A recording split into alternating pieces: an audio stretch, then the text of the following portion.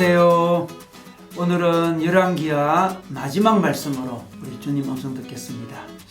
오늘 말씀은 열왕기하 25장 22절에서 30절 말씀입니다.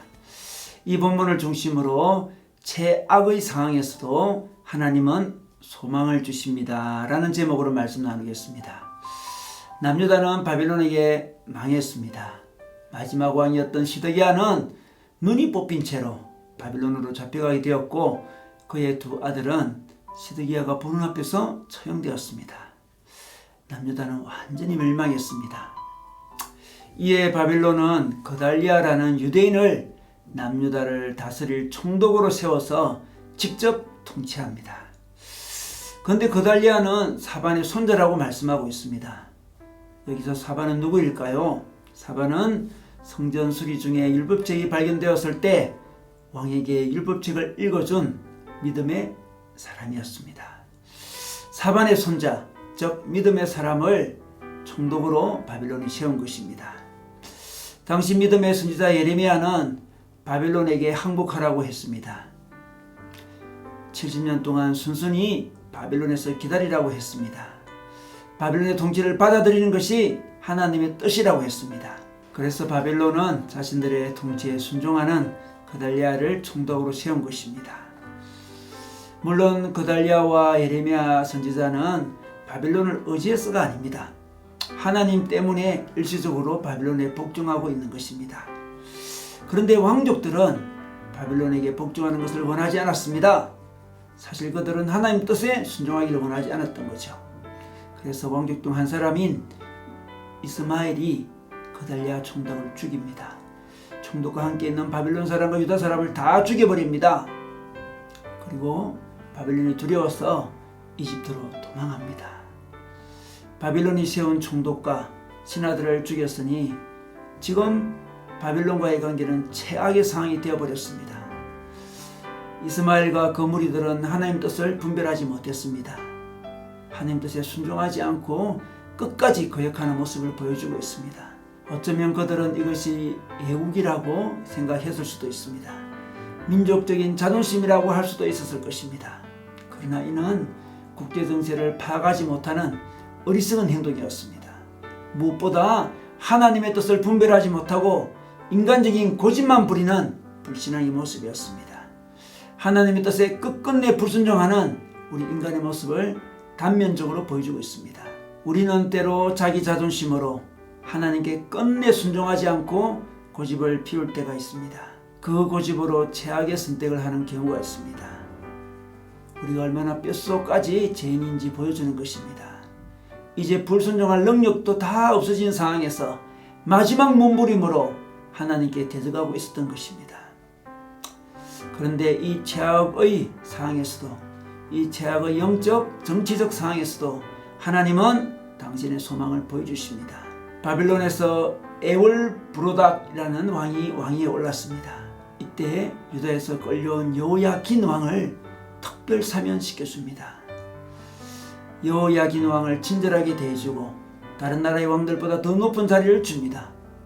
남은 생에 늘 바빌론 왕과 함께 한 상에서 밥을 먹게 합니다. 평생도록 생계비를 되어주었습니다. 남유다가 마지막까지 바빌론에게 반항했지만 오히려 바빌론은 여호야긴 왕에게 은혜를 베풀어 주고 있습니다. 여러분, 이것이 어떻게 가능한 일일까요? 이것은 바로 하나님의 약속의 말씀의 성취인 것입니다.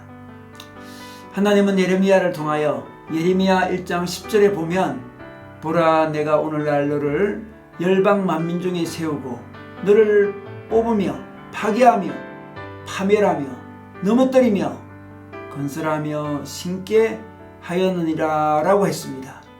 뽑고 파괴하고 파멸하고 무너뜨린 후에 다시 세우고 건설하겠다는 약속입니다. 그 약속이 이루어지고 있는 것입니다. 여러분, 특별 사면을 받고 다시 왕의 대접을 받을 때 이 여호야긴의 마음은 어땠겠습니까? 왕의 신분에서 포로로 잡혀가서 그는 옥에 갇혔습니다. 그는 언제든지 바빌론 왕이 그를 죽일 수도 있는 상황이었습니다. 그의 다음 왕이었던 시드기야처럼 두 아들을 그 앞에서 죽일 수도 있었고, 그의 눈을 뽑아 버리며 죽일 수도 있었을 것입니다. 그는 그런 소문을 다 들었습니다. 그런데 이 바빌론 왕이 26년 만에 자기를 높이고 있는 것입니다.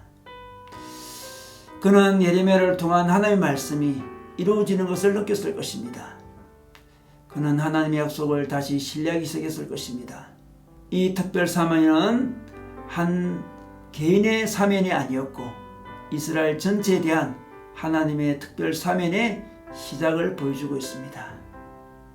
그들로 하여금 다시 하나님의 소망을, 하나님의 희망을 바라보게 하시는 거죠. 여러분, 이스라엘 백성은 언약의 백성입니다. 약속의 백성입니다. 하나님은 결코 버리지 않습니다. 아무리 이스라엘 백성이 끝까지 철저하게 하나님께 불순종하더라도 하나님은 그들을 파멸시키지만, 무너뜨리지만 또다시 때가 되면 다시 회복의 소식을, 희망의 소식을 전해주십니다. 요야긴 왕이 포로로 잡혀간 지 26년 만에 특별사면에서 풀려나듯이 남유다 백성들은 70년 만에 풀려날 것입니다. 이것이 바로 하나님의 약속이며 하나님의 소망이며 하나님의 희망입니다. 그러므로 우리가 아무리 죄인이라 할지라도 우리의 죄가 우리 인생을 최악의 상황으로 만들어버렸다 하더라도 하나님의 새로운 소망, 새로운 희망, 새로운 회복을 주신다는 그 약속을 기억하면 좋겠습니다. 사실 우리가 죄인 되었을 때에, 아무런 희망이 없었을 때에 우리 예수 그리스도께서 십자가에서 대속하심으로 우리에게 하나님 나라의 희망을 주셨습니다. 구원을 주셨습니다. 이것이 바로 복음입니다. 우리 삶도 마찬가지입니다.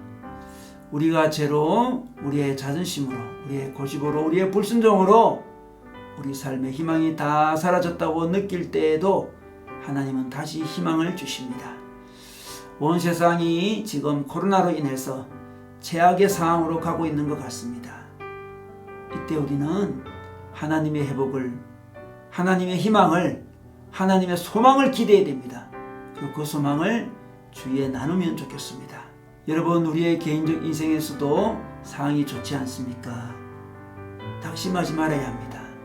하나님의 회복을, 하나님의 희망을 바라보시기 바랍니다. 오늘도 그 희망을 바라보는 시간 되시기를 주님의 이름으로 축원합니다.